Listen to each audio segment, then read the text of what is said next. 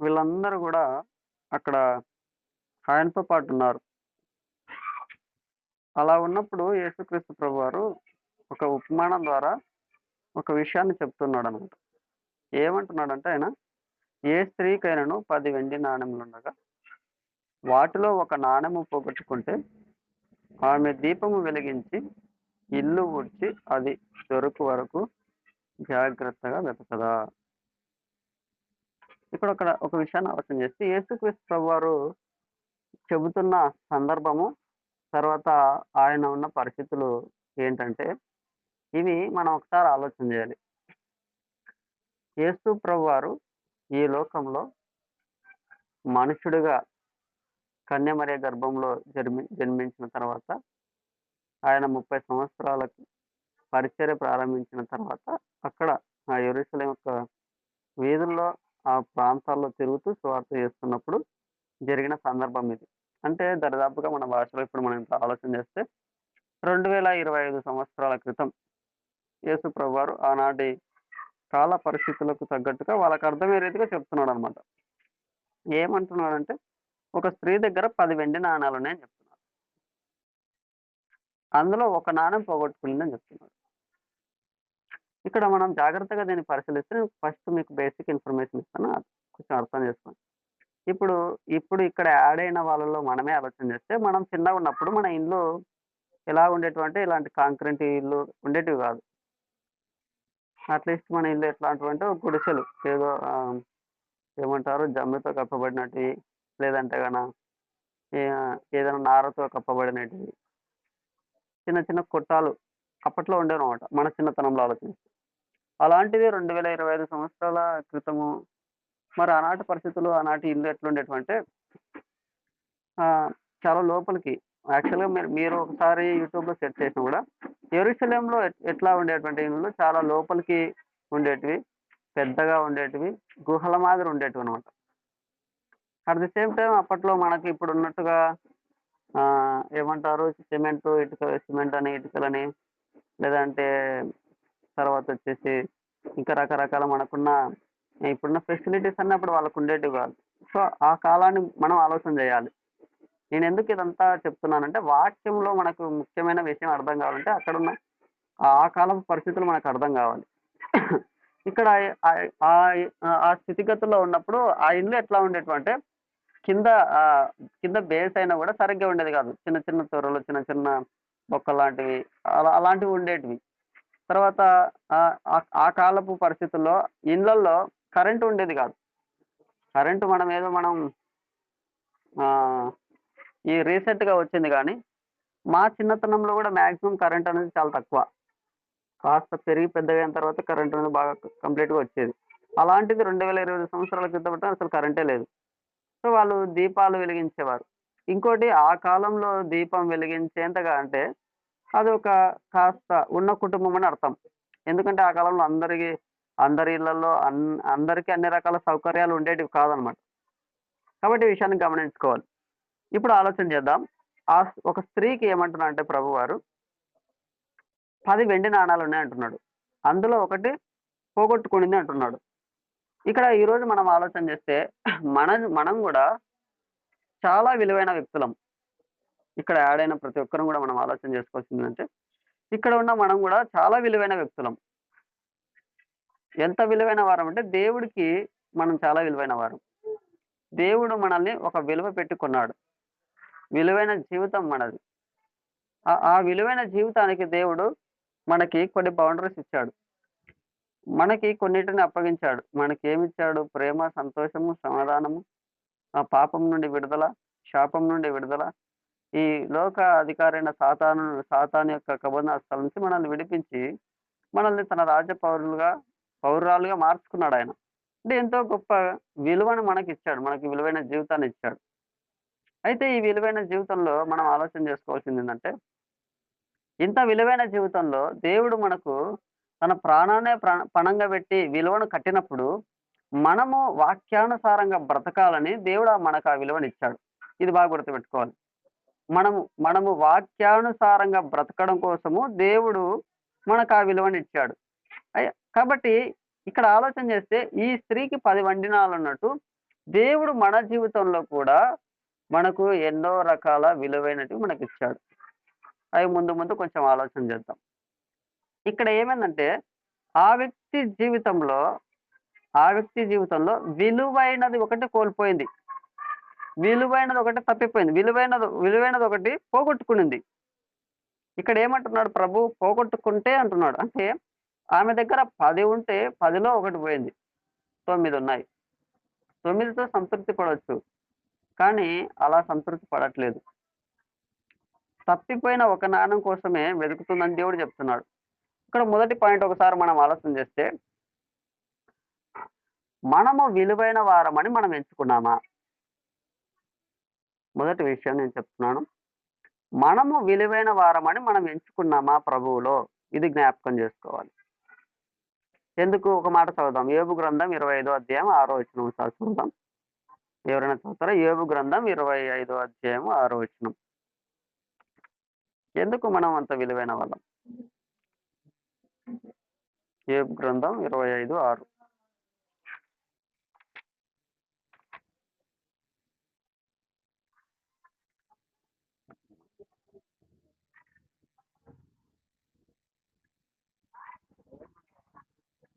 ఆ! ఇంకో మాట చదవం. 15, 16 కూడా చదువు అట్లే. యోబు గ్రంథం 15, 16.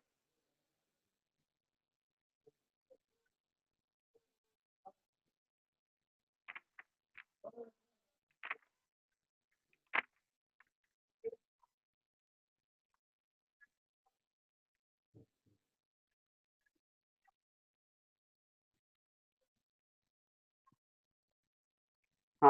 ఇక్కడ ఇక్కడ దేవుడు మనతో చెప్తున్న మాట ఏందంటే, ఒక మనిషి గురించి హేయుడును, చెడినవాడును, నీళ్లు త్రాగునట్టు దుష్క్రియలు చేయవాడు. మనం నిజం గదా! నీళ్ళు ఎంత సులువుగా తాగుతాం. గ్లాస్ పట్టుకున్నామంటే సింపుల్‌గా తాగేస్తాం. గ్లాస్ నీళ్ళు ఒక సెకండ్‌లో, ఓ 2, 3 సెకండ్స్‌లో అయిపోగొట్టేస్తాం. అంటే చాలా ఈజీగా తాగేస్తామన్నమాట. అంటే మనుష్యుడు కూడా అంత అపవిత్రుడు. మనిషి కూడా అంత ఈజీగా చెడును, అంత ఈజీగా తప్పును, అంత ఈజీగా పాపాన్ని చేసేస్తాడు. మనిషి స్వభావం అంత భయంకరమైనది, అంత హేయమైనది, అంత చెడిపోయినదని చెప్పేసి ఇక్కడ చెప్తా ఉన్నాడు. అట్లాంటి స్థితిలో ఉన్న మనల్ని దేవుడు రక్షించుకున్నాడు. విలువైన వారిగా ఎంచుకున్నాడు. విలువైనదిగా ఎంచాడు మన జీవితాన్ని. ఇప్పుడు ఈ విలువైనదిగా ఎంచినప్పుడు ఇక్కడ ఒక మాట మనం గుర్తుపెట్టుకోవాలి. దేవునిలో ఎదుగుతున్న మనం, మనము బాగున్నామని మనం అనుకుంటున్నట్లయితే, నేను అన్ని విషయాల్లో బాగున్నాను, నేను ఎక్కడా తప్పిపోలేదు మనం గనక మన గురించి మనం గొప్పగా అనుకుంటుంటే, మనము తప్పిపోయామన్న ధ్యాస మనకు లేదు. ఎక్కడో చోట మనం తప్పిపోయి ఉంటాం. ఆ తప్పిపోయామన్న ధ్యాస మనకు లేదు. ఇక్కడ ఆలోచన చేస్తే ఈ స్త్రీ అయితే ఏ విధంగా ఉందంటే, 10లో ఒకటి పోయింది, 9 ఉన్నాయి. కానీ ఆ ఒకటి పోయిందని ఆమెకు ధ్యాసొచ్చింది. గుర్తొచ్చింది. అరె! నా దగ్గర 10 ఉండాలే. 9 ఉన్నాయి. ఇంకోటి ఎక్కడ పోయింది? అది విలువైనది గదా! అని జెప్పేసి ఆమెకు గుర్తొచ్చింది. గుర్తుంచుకునింది. గుర్తు చేసుకునింది. మరి మనం ఈరోజు ఆలోచన చేస్తే, దేవుడు మనకింత విలువైన జీవితాన్ని ఇచ్చినప్పుడు, మనము మంచినీళ్ళు తాగినంత ఈజీగా తప్పును చేసేంత అసమర్థులము, అంత హేయులము, అంత దుర్మార్గులమైనప్పుడు దేవుడు ఆ దాన్ని గూడా మన నుండి తీసేసి మనకు శ్రేష్టమైన జీవితాన్ని అనుగ్రహించినప్పుడు, మరి మనం ఎక్కడో మిస్ అయినాం. ఆ మిస్ అయిన చోటు మనకు తెలుసా? మనకు గుర్తుందా? మనం ఎక్కడ తప్పిపోతున్నామో మనం జ్ఞాపకం చేసుకుంటున్నామా? ఒక విషయాన్ని ఆలోచించేద్దాం. యెషయా భక్తుడు ఏమంటాడంటే, ఆయన పవిత్రంగా ఉన్నాడు. ఆయన ఆయన తన క్రియలన్నిటిలో బాగానే ఉన్నాడు. కానీ ఆయన దేవుడిని చూసినప్పుడు అంటే, దేవుడు తనతో మాట్లాడినప్పుడు ఆయన ఏమంటాడంటే, అయ్యో! నేను అపవిత్రమైన పెదవులు గలవాడను. అపవిత్రమైన పెదవులు గల జనాల మధ్య నేను నివసిస్తున్నాను. అయ్యో! నన్ను పవిత్రుని చెయ్యి అంటున్నాడు. ఒక్కసారి మనం ఆలోచించి మనం ఎప్పుడైనా అట్లా అన్నామా దేవుడి దగ్గర? మన తప్పిపోయిన స్థితిని మనం ఎప్పుడైనా ఒప్పుకున్నామా? అదే విధంగా యోహాన్ గారిని ఆలోచన చేస్తే యోహాన్ గారు ఏమంటారంటే ప్రకటన గ్రంథంలో యేసు ప్రభు యొక్క ఆయన పునరుత్థానపు శక్తిని, ఆయన యొక్క స్వరూపాన్ని ఆయన చూసినప్పుడు ఆయన ఏమంటాడంటే, చచ్చిన వాని వలె ఆయన పాదముల దగ్గర నేను పడితిని అంటాడు. నిజంగా చూడండి. అయ్యో! నేను చచ్చితినే, అయ్యో! నిన్ను చూడలేకపోతున్నానే అంటున్నాడు. అంటే ఇక్కడ నిజంగా ఆలోచన చేద్దాం. మరి మనం ఈరోజు ఈ తప్పిపోయిన స్థితిలో ఉండి కూడా మనము ఆ ధ్యాస లేకుండా బతుకుతున్నామా ఏమన్నా? అదే విధంగా బాప్తిస్మిచ్చి యోహాను గురించి ఆలోచన చేస్తే ఆయనేమంటాడంటే, ఆయన చెప్పుల వారని విప్పుటకైనా నేను పాత్రుడు కాదు, అపాత్రుడిని నేనంటాడు.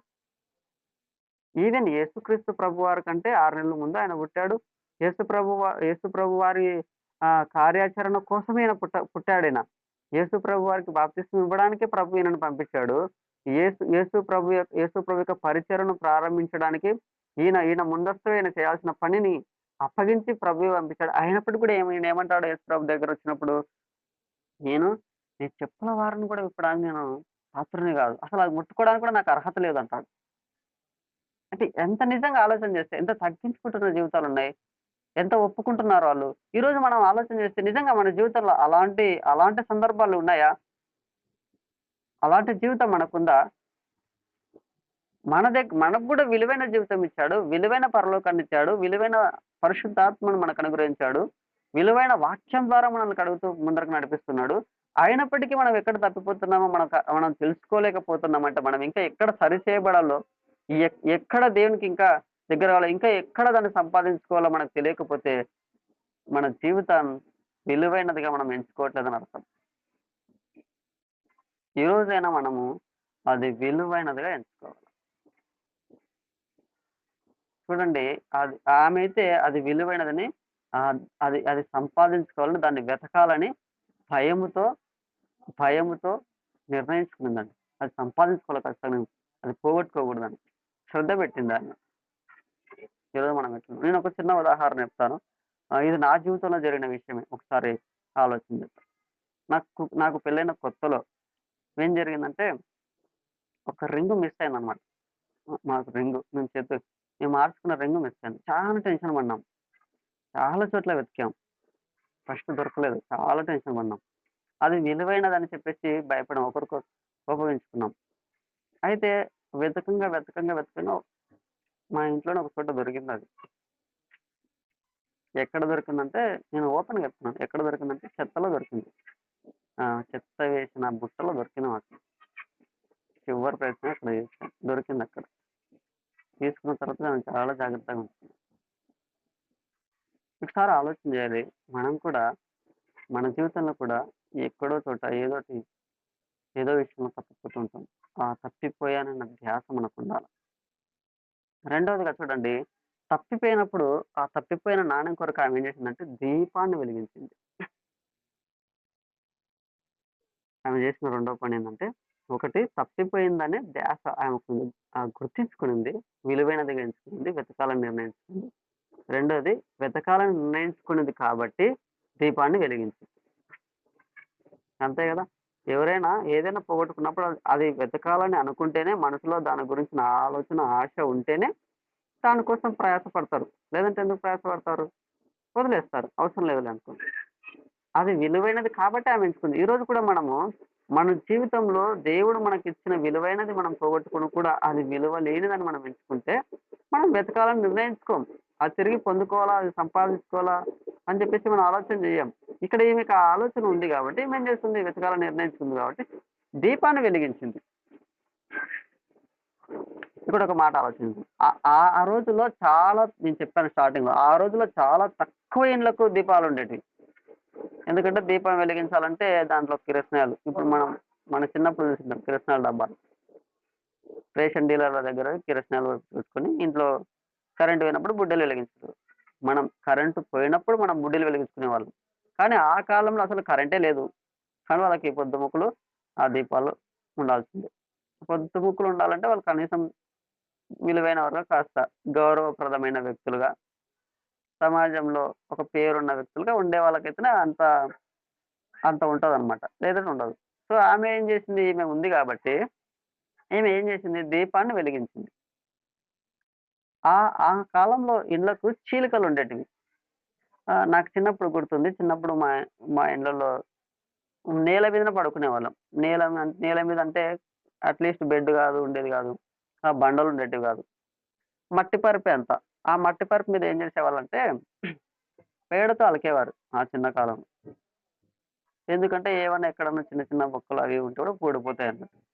సో, ఇక్కడ ఆలోచన చేస్తే ఈమె దీపం ఎందుకు వెలిగించిందంటే, ఇల్లు చీకటిగా ఉన్నందుకు, పోగొట్టుకున్నది దొరకాలి కాబట్టి. రెండోదేంటంటే, ఆ ఇంటికున్న చీలికలో ఎక్కడైనా సరే, ఏ తొర్రలోనో, ఏ చీలికలోనో, లేదంటే ఏ గాడిలోనో, ఎక్కడైనా సరే ఈ యొక్క విలువైన నాణెం పడిపోయిందేమో అని కనిపెట్టడానికి దీపాన్ని వెలిగించింది.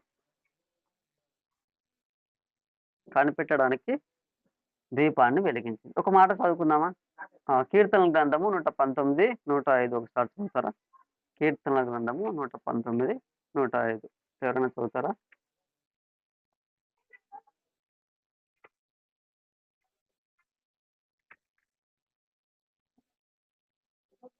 కీర్తనల గ్రంథము 119, 105 వచనం.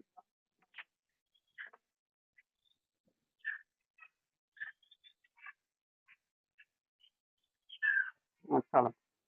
ఇక్కడ ఇక్కడ భక్తుడేమంటున్నాడు? నీ వాక్యము నా పాదములకు దీపమును, నా త్రోవకు వెలుగునై ఉన్నది. ఇక్కడ ఆమె దీపాన్ని ఎందుకు వెలిగించింది అంటే, విలువైన దాన్ని పొందుకోవడానికి. అదే విధంగా మన జీవితంలో గూడా విలువైన దాన్ని పొందుకోవాలంటే, ఆ పోగొట్టుకున్న విలువైనది మరలా మనం సంపాదించుకోవాలంటే, అది ఎక్కడ దొరుకుతుందంటే మనకు దేవుడి దగ్గర. దేవుడంటే వాక్యం. వాక్యం దగ్గర దొరుకుతుంది మనకు. వాక్యంలో వెతకాలా? వాక్యంలో వెతకాలి. పరిశీలనగా చూడాలి. అందుకే యెషయా గ్రంథంలో ఏమంటాడంటే, యెహోవా గ్రంథమును పరిశీలించి తెలుసుకొనుడి, చదువుకొనుడి. పరిశీలించి తెలుసుకునంట. పరిశీలించాలండి. నిజంగా మనలో ఎంతమందిమి నిజంగా ఈ వాక్యాన్ని మన జీవితంలో వెలిగించి, అంటే మన జీవితంలోకి వాక్యాన్ని ఆహ్వానించి, మన హృదయంలో ఈ వాక్యాన్ని భద్రపరుచుకొని, ఆ వాక్యంలో మనం ఎక్కడ తప్పిపోతున్నామో మనం కనుక్కోగలుగుతున్నామా? ఎక్కడ దాగి ఉందది అని మనం కనుక్కోగలుగుతున్నామా? ఎంత లోతులో ఉందో అది మనం కనుక్కోగలుగుతున్నామా? నిజంగా చూడండి, ఫర్ ఎగ్జాంపుల్ చిన్న పిల్లలు రోడ్డు పైన ఎక్కడైనా ఆడుకుంటూ ఉన్నారనుకోండి. ఆడుకుంటూ ఉన్నప్పుడు చిన్న పిల్లలు వాళ్ళ దగ్గర ఉన్న రూపాయి బిల్లో, రూ. 2 కాయినో ఏదో ఒకటి అలా ఆడుకుంటున్నప్పుడు ఎక్కడైనా చిన్న బొక్కలో పడిందనుకో, ఏం చేస్తారండి? నానా ప్రయాస పడతారు కదా! నానా రకాలుగా తంటాలు పడతారు. దాన్ని తీయడానికి విశ్వ ప్రయత్నాలు చేస్తారు. రాకపోతే వాళ్ళ పెద్దల్ని పిలిపించుకొని ఎవరో ఒకరిని అమ్మనో, నాన్ననో పిలిపించుకొని దాన్ని తీసుకెళ్ళి కొనుక్కొని తిని సంతోషించేంత వరకు దాన్ని విడిచిపెట్టరు. ఇప్పుడు మనం కూడా మరి దేవుడు మనకు అంత విలువైన తన ప్రాణాన్ని పెట్టి, మనకు విలువైన పరలోకాన్ని, శ్రేష్టమైన జీవితాన్ని ఇచ్చినప్పుడు, అంత విలువైన దాన్ని అందులో అందులో ఏది పోగొట్టుకున్నాం? పోగొట్టుకున్నది ప్రేమనా? సంతోషమా? లేదంటే దేవుని చిత్తానుసారంగా నడిచే జీవితమా? అంటే పరిచర్యనా? లేదంటే ఆయన కొరకు, ఆయన చిత్తానికి అప్పగించుకోకుండా మన ఇష్టానుసారంగా తిరగడమా? ఏది ఎక్కడ పోగొట్టుకున్నామో దాన్ని జాగ్రత్తగా వెతుక్కోవాలి గదా! ఎక్కడ పోగొట్టుకున్నాం? మన చూపులు పోగొట్టుకున్నామా? తలంపులు పోగొట్టుకున్నామా? సహవాసాన్ని పోగొట్టుకున్నామా? లేదంటే గడపవలసిన సమయాన్ని పోగొట్టుకుంటున్నామా? లేదా దేవుడితోనే గడపడం ఆపేసి లోకంతో కలిసిపోయి లోకానుసారంగా బ్రతుకుతున్నామా? అక్కడ పోగొట్టుకున్నామా? అది పోగొట్టుకున్నామా? ఒప్పుకోవడం పోగొట్టుకున్నామా? దేవుని సన్నిధిలో మనం ఒప్పుకోవడం పోగొట్టుకున్నామా? ఏది ఎక్కడ పోగొట్టుకున్నాం? ఒకసారి మనల్ని మనం పరిశీలించుకోవాలి. ఎక్కడ జారిపోయింది? ఎంత లోతుకి దిగజారిపోయాం? ఎంత దూరంగా వెళ్ళిపోయాం? ఒకసారి ఆలోచన చేసుకోవాలి. కాబట్టి అంత లోతులో నుంచి బయటికి రావాలంటే కూడా మనం తిరిగి ఎక్కడికి రావాలంటే వాక్యం దగ్గరికి రావాలి. దేవుడి దగ్గరికి రావాలి. వాక్యాన్ని చదవాలి. వాక్యంలో మనం కనుక్కోవాలి. దేవుణ్ణి అడగాలి. దేవుణ్ణి వెతకాలి. వాక్యంలో వెతకాలి దేవుణ్ణి. దేవుడి చిత్తాన్ని వెతకాలి. దేవుడితో సహవాసం ఎలా చేయాలో వెతకాలి. ప్రార్థించడం ఎలాగో వెతకాలి. ఆరాధించడం ఎలాగో వెతకాలి. ఆయన ఆయన మన పట్ల ఏం కలిగి ఉన్నాడో దాన్ని తెలుసుకొని దాని ప్రకారం బ్రతకడం ఎలాగో తెలుసుకోవడానికి రావాలి. ఆ వాక్యం దగ్గరికి రావాలి. ఈనాడు చాలా మంది వాక్యాన్ని చదువుతున్నారు. వాక్యాన్ని వింటున్నారు. వాక్యాన్ని ధ్యానిస్తున్నారు. వాక్యాన్ని చెబుతున్నారు గానీ, ప్రభువు చూపించినట్టుగా, ప్రభువు చెబుతున్నట్టుగా సరిచేసుకొని ఆయన కొరకు ముందుకు నడవడానికి ఇష్టపడట్లేదు. ఒకసారి ఆలోచన చేసుకోవాలి ఈరోజు. ఒకసారి ఈరోజు మనల్ని మనము పరిశీలించుకోవాలండి. కాబట్టి వాక్యము దగ్గరకొచ్చి వెతకాలి. ప్రభువుని వెతకాలి. తర్వాత మూడోదిగా ఆలోచన చేస్తే ఆమె ఏం చేసిందంటే దీపాన్ని వెలిగించి ఇండ్లంతా ఊడ్చింది. ఇండ్లంతా ఊడ్చింది. నేను ఒక చిన్న విషయాన్ని చెప్తాను. ఒక చిన్న విషయాన్ని ఒకసారి జ్ఞాపకం చేస్తాను. ఒకసారి ఒక నిమిషం టైం ఇస్తాను. మీరు పరిశీలన చేసుకోండి. ఇండ్లంతా ఊడ్చింది. దేనికోసం ఈమె ఇల్లంతా ఊడ్చింది దీపాన్ని వెలిగించి అంటే విలువైన నాణెం కోసం. అది విలువైనది కాబట్టి అది తిరిగి సంపాదించుకోవాలి కాబట్టి దానికోసమే వీళ్ళంతా ఊడుస్తుంది. ఇక్కడ ఆలోచన చేద్దాం. ఇండ్లంతా ఊడిస్తే చెత్త వస్తదా రాదా దాంతో పాటు? మీ ఆన్సర్ చెప్పండి పర్వాలేదు. మ్యూట్ ఆన్ చేసుకొని కూడా చెప్పొచ్చు. No problem. ఇప్పుడు ఈళ్ళంతా ఊడ్చింది విలువైన నాణెం కోసం. ఇప్పుడు ఈ నాణెం కోసం వీళ్ళంతా చీపురు పట్టుకొని ఊడ్చినప్పుడు కేవలం నాణెం మాత్రమే వస్తదా?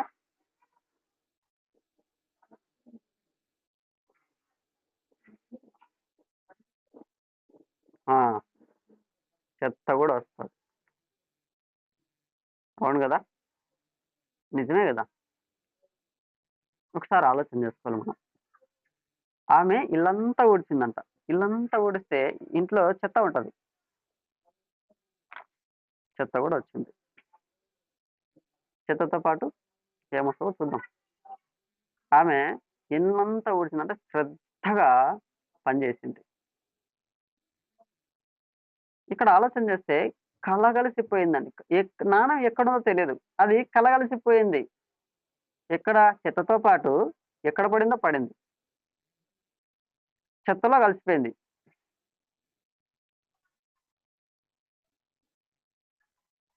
చెత్తలో కలిసిపోయింది. మన జీవితాలు గూడా మనలో చాలా మంది జీవితాలు గూడా అదే విధంగా ఉంటాయి. చెత్తలో కలిసిపోయింటాయి. కానీ విలువైనదే. లోకంలో కలిసిపోయింటది. కానీ విలువైనదే. ఇంకా విలువ ఉంది. విలువ పోలేదు. దేవుని దేవుని ఆలోచనకు వేరుగా వెళ్ళిపోయిండొచ్చు మన జీవితం. కానీ విలువైనదే ఇంకా. విలువ పోలేదు. దేవుని కొరకు బ్రతకాల్సిందే. కానీ లోకంతో కలిసిపోతుంది. నానాక చెత్తంతా లోపలికొచ్చేసింది. దేవునికి విరుద్ధమైనదంతా లోపలికొచ్చేసింది. దేవునికి ఇష్టం లేనిదంతా లోపలికొచ్చేసింది. దేవుడు అసహ్యించుకునేదంతా లోపలికొచ్చేసింది. దేవుడు చూసి బాధపడేదంతా లోపలికొచ్చేసింది. దేవుడు చూసి కన్నీళ్లు గార్చి అయ్యో నా బిడ్డ ఎందుకిట్లా తయారైనావు అని అనుకునేంతగా లోకంలో కలిసిపోయింది. మనలో చాలా మంది జీవితాలు కూడా అదే విధంగా ఉంటాయి. బయటికి మాత్రం బాగా కనిపిస్తుండొచ్చు కానీ కలిసిపోయి ఉంటామేమో లోపలికి. ఒకసారి మనల్ని మనం పరిశీలించుకోవాలి. ఎక్కడ మనము దేవునికి విరోధంగా, దేవుని మనసు నొచ్చేంతగా, దేవుడు బాధపడేంతగా, అది దేవుని వాక్యానికి సరితూగనంతగా బయటికెళ్ళిపోయిందో, కలిసిపోయిందో, దేవుడిని సిగ్గుపరిచేంతగా, దేవుడిని అవమానపరిచేంతగా, దేవుణ్ణి మరలా మరలా సిలువకేసేంతగా ఎక్కడ, ఎక్కడ కలగలిసిపోయిందో పరిశీలించుకోవాలి. ఈరోజు మనం పరిశీలించుకొని చేయాల్సిన పనేందంటే ఊడవాలి. ఇక్కడ ఏం చేసిందంటే ఇల్లంతా ఊడ్చింది. మనం ఏం చేయాలంటే హృదయాన్నంతటిని జల్లెడబట్టాలి. మన హృదయమునంతటిని మనం జల్లెడపట్టాలి. మన ఆలోచనలన్నింటిని మనం జల్లెడపట్టాలి. మన మాటలన్నిటిని మనం జల్లెడపట్టాలి. మనం ఎలా ప్రేమిస్తున్నామో దాన్ని జల్లెడపట్టాలి. మనం ఎలా క్షమిస్తున్నామో దాన్ని జల్లెడపట్టాలి. మనం ఇతరులతో ఏ విధంగా ప్రవర్తిస్తున్నామో దాన్ని జల్లెడపట్టాలి. మనం ఏ విధంగా ఆరాధిస్తున్నామో దాన్ని జల్లెడపట్టాలి. మనము ఏ విధంగా ప్రభు చిత్తానికి అప్పగించుకుంటున్నామో దాన్ని జల్లెడపట్టాలి. ఎక్కడ కలగలిసిపోయామో దాన్ని జల్లెడపట్టి అంతా ఊడవాలి. బయటికి తీసుకురావాలి. అది నా పనే. నువ్వు నేను చేయాల్సినదే. చెయ్యాలి. మనమే చేయాలి. కదా! ఇక్కడ ఆమె అదే చేసింది గదా! ఇల్లంతా ఊడ్చిందంట ఆమె. ఎంత జాగ్రత్తగా ఆమె చేసినటువంటి దీపం వెలిగించి ఇల్లు ఊడ్చి అది దొరకు వరకు జాగ్రత్తగా వెతకాలి మనం కూడా. ఒక మాట చదువుకున్నాం చూడండి. ఒక మాట మనం ఎట్లుంటాం ఒక మాట చదువుకున్నాం. కీర్తనల గ్రంథము 78, 36, 37 వచనం. ఒకసారి మనం చూద్దాం. కీర్తనల గ్రంథము 78, 36, 37 వచనం. కీర్తనల గ్రంథము 78, 36, 37.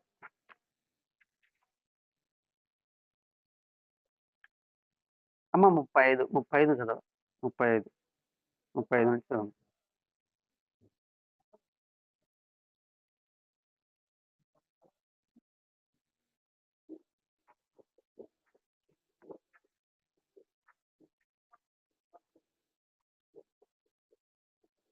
నమ్మకముగా.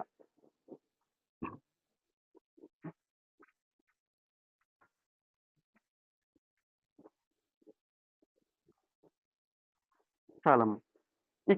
ఇక్కడ ఒకసారి మనం జాగ్రత్తగా ఆలోచన చేస్తే మనం ఎలా ఉంటామంటే, దేవుడు మనకు ఆశ్రయదుర్గమని, మహోన్నతుడైన దేవుడు మనకు విమోచకుడని మనం జ్ఞాపకం చేసుకుంటాం, సంతోషిస్తాం, ఒకరితో ఒకరు చెప్పుకుంటాం. నేను యేసుప్రభుని నమ్ముకున్నా, యేసుప్రభు గొప్ప దేవుడు, నా పట్ల గొప్ప కార్యాలు చేసినాడు, చాలా మంచోడు, ఆయన మహోన్నతుడు, నాకు ఆశ్రయదుర్గము, నాకు సపోర్ట్గా ఉన్నాడు, నాకు హెల్ప్ చేసినాడు, నా శ్రమలో తోడుగున్నాడు, ఏడుస్తుంటే కన్నీరు చూసినాడు. ఇవన్నీ చెప్పుకుంటాం, ఒకరితో ఒకరు చెప్పుకుంటాం, మనల్ని మన గురించి మనమే చెప్పుకుంటాం, ఆ ప్రార్థనలో మనమే చెప్తాం, సంతోషిస్తాం, అన్ని చేస్తాం. కానీ రెండో మాట ఇక్కడ ఏమంటున్నాడంటే 36లో, అయినను వారి హృదయం ఆయన ఎడల స్థిరంగా ఉండలేదు. ఒకసారి ఆలోచన. చాలా కలిసిపోయిన జీవితం ఉండకూడదండి. అదే చెప్తున్నాడు దేవుడు. వెతకాలంటున్నాడు ఈరోజు మనం. కలగలిసి అయినను వారి హృదయం ఆయన ఎడల స్థిరంగా ఉండలేదు. ఆయన నిబంధనను వారు నమ్మకంగా గైకొనలేదు. నమ్మకం ముఖ్యం. నమ్మకంగా గైకొనలేదు. నోటి మాటతో వారు ఆయనను ముఖస్తుతి చేశారు. హృదయం దూరంగా ఉంది. ఎక్కడో కలిసిపోయింది. కుప్ప చెత్తల్లో, లోకంలో, సహవాసంలో, దూరంగా, దేవుడికి దూరంగా, చీకట్లో కలిసిపోయింది హృదయం. ఆ విధంగా ఉండకూడదు అంటున్నాడు దేవుడు. మనం ఆలోచన చేయాలి. ఇల్లంతా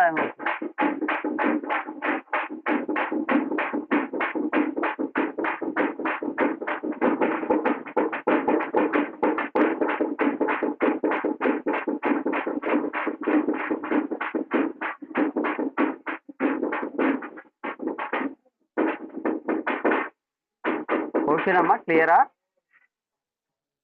హలో, ఓకే అమ్మా. ఇక్కడ ఆలోచన చేస్తే నోటి మాటతో వారు ఆయనను ముఖస్థుతి చేసిరి, అంటే హృదయం చాలా దూరంగా ఉంది. తమ నాలుకలతో ఆయనతో బొంకిరి. నాలుకలతో మాత్రమే మాట్లాడుతున్నారు, హృదయపూర్వకంగా లేదు. దేవుడు అదే మన నుంచి కోరుకునేది, హృదయం కావాలంటున్నాడు. శ్రద్ధగా హృదయం అంతా జల్లడబట్టాలి. అందుకే మనం ఏం చేయాలి? సామెతల గ్రంథము 8 ఒకసారి 17 చదువుతాం. ఒకసారి చదవండి. సామెతలు 8:17. సామెతల గ్రంథం 8వ అధ్యాయం 17వ వచనం ఒకసారి చదువుకుందాం. సామెతల గ్రంథం 8:17.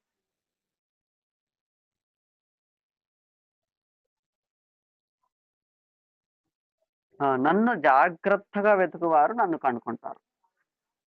జాగ్రత్తగా వెతకాలి. విలువైనది కాబట్టి దేవుడు ఇచ్చేది ఏదైనా దాన్ని చాలా జాగ్రత్తగా వెతకాలి. దేవుడు నీకు ఏది ఇచ్చాడో దాన్ని లోకంలో నువ్వు ఒకవేళ కలిపేసింటే ఈరోజు నువ్వు చాలా జాగ్రత్తగా వెతుకు. హృదయం అంతరంగంలో నుండి వెతుకు. ఆమె ఏం చేసింది? ఇండ్లంతా ఊడ్చింది, ఏ భాగాన్ని వదిలిపెట్టలేదు. ఇంట్లో అణువు ఊడ్చేసింది. గూళ్ళు, మన భాషలో చెప్పాలంటే గూళ్ళు ఉన్నాయా, కబోర్డ్లు ఉన్నాయా, లేదంటే కన కిచెన్, లేదంటే హాలా, బెడ్రూమా, బెడ్ మీదనా, లేదంటే కుర్చీల మీదనా, మనం బట్టలు చదువుకున్న గూళ్ళలో ఉన్నాం, ఎక్కడ, అన్ని చోట్ల శ్రద్ధగా వెతికి మొత్తం క్లీన్ చేసిందంట. ఎక్కడ విడిచిపెట్టలేదు, ఏంటి విడిచిపెట్టలేదు. మనం కూడా మన హృదయ అంతరంగము లోపల నుండి కేవలం పైకి మాటలు మాత్రమే కాదు. దేవుడు మహోన్నతుడు, నాకు ఆశ్రయం, నా దుర్గం అని కాదు. ఆ తర్వాత అంటున్నాడే, ఆ రకంగా ఉండకుండా ఏదైనా ఉందా అలాంటిది ఏదైనా మన లోపల అని వెతకాలి, ఊడవాలి, హృదయాన్నంతటిని చల్లడబట్టాలి. జాగ్రత్తగా వెతకాల. చాలా జాగ్రత్తగా వెతకాలి దేవుడిచ్చిన దాన్ని. అప్పుడే దాన్ని తిరిగి పొందుకుంటాం. చూడండి ఆ తర్వాత ఏం జరిగింది? ఆ తర్వాత ఆమె వెతికింది, ఇల్లంతా ఊడ్చింది, చాలా జాగ్రత్తగా వెతికింది. తర్వాత అది దొరికేంత వరకు వెతికింది. దొరికేంత వరకు వెతికింది. ఇక్కడ ఒక మాటను ఆలోచన చేద్దాం. మనం కూడా ఏందంటే, మనం ఏదైతే దేవుడిచ్చిన విలువైన దాన్ని మనం పోగొట్టుకొని, అది మనకు అర్థమైతుంటది. దాన్ని పోగొట్టుకొని మనం బాధపడుతున్నాము. మనము అయినప్పటికీ మనము సంతోషిస్తున్నట్టుగా నటిస్తున్నాము. నాలుకలతో వొంకుతూ, మాటలతో ముఖస్తుతి చేస్తూ, ఆ విధంగా దేవుడిని నేను నమ్ముకున్నాను. దేవుడు నాకు మంచోడు. దేవుడు నాతో ఉన్నాడు. దేవుడు అన్నీ చేస్తున్నాడని చెప్పేసి చెప్పుకుంటూ పోగొట్టుకుంటున్నాము. దాన్ని సంపాదించేంత వరకు ఆ పోగొట్టుకునేదేదో జ్ఞాపకం చేసుకొని, శ్రద్ధగా వెతికి, అది కనుక్కున్న తర్వాత ఏం చేస్తాం ఒక మాట నేను యాడ్ చేస్తానిక్కడ. ఇప్పుడు ఇల్లంతా ఊడ్చింది గదా! ఇల్లంతా ఊడ్చినప్పుడు చెత్తతో పాటు ఏం దొరికింది? నాణెం దొరికింది. అవునా కాదా? ఓసారి మీరు రెస్పాండ్ ఇవ్వండి. ఇప్పుడు ఇల్లంతా ఊడ్చింది. ఇల్లంతా ఊడ్చినప్పుడు చెత్త ప్లస్ నాణెం 2 కలిసొచ్చాయి. వచ్చాయా? లేవా? ఆ వాక్యంలో ఆలోచన చేయండి ఒకసారి. లూకాసు వార్త 15:8లో అంటాడు గదా! అక్కడ అంటాడు గదా! ఏమంటాడు? ఇల్లు ఊడ్చి అది దొరికి వరకు జాగ్రత్తగా వెతకగా అది దొరికినప్పుడు ఎక్కడ దొరికిందది? ఎక్కడ దొరికిందిప్పుడు? ఒకసారి మీరు రెస్పాండ్ అవుతారా? ఎక్కడ దొరికింది? ఇంట్లో ఎక్కడ దొరికింది? ఇంట్లో ఎక్కడ దొరికింది ఆమెకి? ఆలోచన. ఇప్పుడు ఆమె ఏం చేసింది? నేను మళ్ళీ చెప్తున్నా. ఆమె ఏం చేసింది? ఇల్లంతా ఊడ్చింది గదా! అక్కడ ప్రభు ఆ మాట పలికారు. 8వ వచనంలో. ఇల్లు ఊడ్చిందామె. అంతా క్లీన్ చేసింది. ఇప్పుడు క్లీన్ చేసినప్పుడు ఆ దగ్గరకంతా మన ఇంట్లో అయితే మనం ఏం చేస్తాం? ఇల్లంతా ఊడ్చామనుకో, ఊడ్చిందల్లా ఎక్కడికి తీసుకొస్తాం? గడప దగ్గర తీసుకొచ్చి పెడతాం. అంతేనా? అంతేనమ్మా? అమ్మాయిలున్నారు. కొడతారుగా? కొడతారేమో ఇంట్లో రోజు. అదే సార్ నేను జనరల్‌గానే మాట్లాడుతున్నా. కొట్టినప్పుడు అదల్లా తీసుకొచ్చి ఎక్కడ పెడతాం మనం? గడప దగ్గర ఉంచుతాం. కదా! అక్కడేదో చాట ఏదో తీసుకొని ఎత్తేస్తాం. మీకు అర్థం కావడానికి నేను చెప్తున్నాను. సో, ఇప్పుడు ఈమె గూడా ఇల్లంతా ఊడ్చినప్పుడు ఆ చెత్తతో పాటే నాణెం వచ్చింది. అవునా? ఇల్లు ఊడ్చినప్పుడు అక్కడ దానికి సంబంధించి ఏదైనా ఉంటుందో అదల్లా వచ్చేసింది. అయితే ఈమె ఏం చేసింది? విలువైన నాణాన్ని తీసుకొని చేతిలో భద్రంగా ఉంచుకొని, విలువలేని చెత్తను బయట పారేసింది. ఆలోచన చేసుకోవాలా మనం. దేన్ని పెట్టుకుంటున్నాం చేతుల్లో? దొరికేంత వరకు ఆమె వెతికింది. దొరికిన తర్వాత దాన్ని చేతిలో పెట్టుకుంది. చెత్తను బయట పడేసింది. సంపాదించేంత వరకు మనం ప్రయాస పడాలా. సంపాదించు అంటాడు. సంపాదించుకోవాలా మరి. దేవుడు చాలా విలువైనవి విలువైనదాన్ని ఇచ్చాడు మనకి జీవితంలో. మనం ఏం పట్టుకుంటున్నాం మన చేతుల్లో? ఒకసారి ఆలోచన చేసి ఒక్క నిమిషం ఆలోచన చేయండి. ఏం పట్టుకుంటున్నావు నీ చేతులతోటి? నీ చేతుల్లో ఏముంది విలువైనది? దొరుకుతున్నప్పటికీ దాన్ని పట్టుకోగలుగుతున్నావా? ఇల్లంతా ఊడుస్తున్నావు. సరే ఒకేలా ఈ హృదయమంతా జల్లెడబడుతున్నావు. హృదయమంతా నువ్వంతా కడుక్కుంటున్నావు, శుద్ధి చేసుకుంటున్నావు. దాంట్లో ఉన్న చెత్తను తీసేస్తున్నావు. కానీ ఆ విలువైనది దొరికినప్పుడు దాన్ని పట్టుకుంటున్నావా? సంతోషిస్తున్నావా ఆ విషయంలో?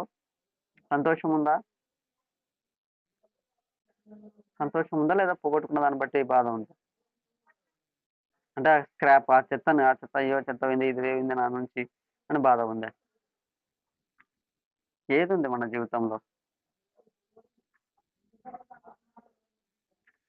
ఆలోచన చేసుకుందాం. ఏముంది మన జీవితం?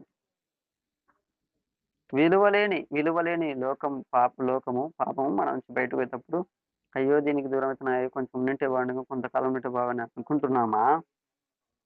లేదంటే విలువైనది దొరికిందని దాన్ని బట్టి సంతోషిస్తున్నాం. ఎందులో ఉంది సంతోషం?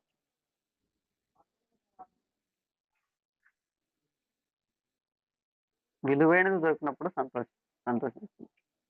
మనం ఎందులో సంతోషిస్తున్నాం? మనమైతే కొన్ని చెప్తాను నేను. మనమైతే ఎందులో సంతోషిస్తామంటే జనరల్‌గా, జనరల్‌గా లోకమని మాత్రం కాదు. మనం ఎందులో సంతోషిస్తామంటే ఆరాధించడంలో మాత్రమే సంతోషిస్తాం కొంతమంది. వాక్యం చదివి, ధ్యానించి, వివరించడంలో మాత్రమే కొంతమంది సంతోషిస్తారు. ప్రార్థించడము, దానికి జవాబులు పొందుకోవడంలో మాత్రమే కొంతమంది సంతోషిస్తారు. ఇతరుల కొరకు ప్రార్థన చేసి, వారి కొరకు కన్నీరు కార్చి, ఉపవాసాలుండి, కార్యాలు చూడడంలో మాత్రమే కొంతమంది సంతోషిస్తారు. సహవాసంలో ఉండి, సహవాసంలో మేలులు పొందుకుంటూ, ఆ సహవాసంలో గొప్పగా ఎదుగుతూ, అందులో అందులో మాత్రమే సంతోషిస్తుంటారు కొంతమంది. కానీ నీ యొక్క జీవితానికి దేవుడు నీకేదిచ్చాడో ఆ విలువైనది నువ్వు ఇంకా సంపాదించుకుంటూ అందులో సంతోషిస్తున్నావా? లేదా? ఒక్కసారి ఆలోచన చేయాలి. ఒకసారి పరిశీలించుకోవాలండి మనం. ఏది నీ జీవితానికి విలువైనది దేవుడిచ్చాడు? 10, 10 ఒకటి పోయింది. నీలో దేవుడు నీకిచ్చిన వాటిలో ఏది పోయింది?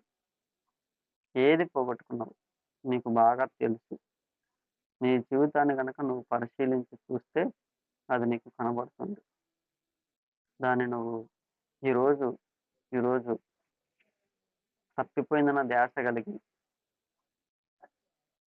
వాక్యం అనే దీపాన్ని వెలిగించి నీ జీవితాన్ని చెత్తను మొత్తం క్లీన్ చేసి ఊడుస్తుంటే విలువైనది అది దొరుకుతది. ఆ విలువైనది దొరికినప్పుడు దొరికిన దాన్ని బట్టి సంతోషిస్తే ఆ సంతోషం పరలోక సంతోషం. ఆ సంతోషం ప్రభువిచ్చే సంతోషం. ఆ సంతోషం దేవదూతలతో కలిసి సంతోషించే సంతోషం. ఆ సంతోషము నిత్య సంతోషం అది. అది శ్రేష్టమైనది. అది గొప్పది. అది ఉన్నతమైనది. మనము, మనము కొన్ని విషయాల్లో పొందుకునే సంతోషాల కంటే ఫర్ ఎగ్జాంపుల్ ఆరాధించడంలో, వాక్యం చదివి ధ్యానించి వివరించడంలో, ప్రార్థించి జవాబులు పొందుకొని మేలులు పొందుకోవడంలో, ఇతరుల కొరకు కార్యాలు జయప్రదం చేసి అందులో సంతోషించడంలో, సహవాసంలో ఉండి సంతోషించడం వీటన్నిటికంటే గొప్పదది. అది అది ఇంకా ఉన్నతమైన శ్రేష్టమైనది. అది దేవుడు మనకిచ్చింది. ప్రత్యేకంగా మనల్ని ప్రేమించిచ్చింది. నిన్ను ప్రేమించే దేవుడు నీకు ప్రత్యేకంగా దేన్నిచ్చాడో, దాన్ని గనక నువ్వు దాంతో లోకాన్ని కలిపుంటే ఈరోజు తప్పిపోయాననే ధ్యాస కలిగి, అది విలువైనదిగా ఎంచుకొని, శ్రద్ధతో వెతకాలని నిర్ణయించుకొని, వాక్యం దగ్గరకొచ్చి, దేవుని దగ్గరకొచ్చి, హృదయంలో ఉన్న చెత్తనంతా తొలగించుకొని, వెతికి దాన్ని పట్టుకొని, పొందుకొని, ప్రభువు ఇచ్చాడని సంతోషించగలిగితే నీకు నీకంటే గొప్ప ధన్యత ఎవరికి లేదు.